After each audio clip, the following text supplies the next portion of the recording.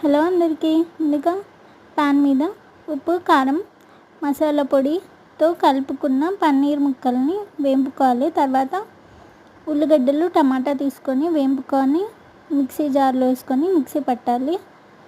వేపుకున్న పన్నీర్ ముక్కలు తీసి పక్కకు పెట్టుకోండి.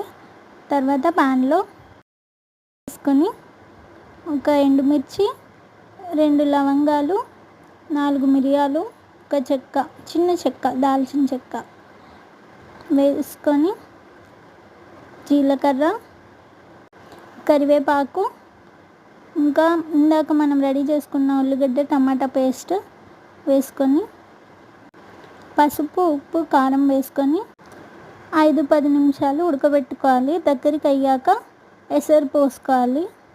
మీకు తగినంత పోసుకుంటే సరిపోతుంది.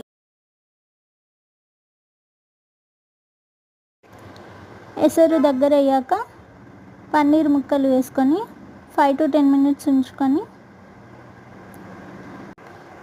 5-10 మినిట్స్ మీడియం హీట్ మీద బాగా మరగబెట్టుకోవాలి.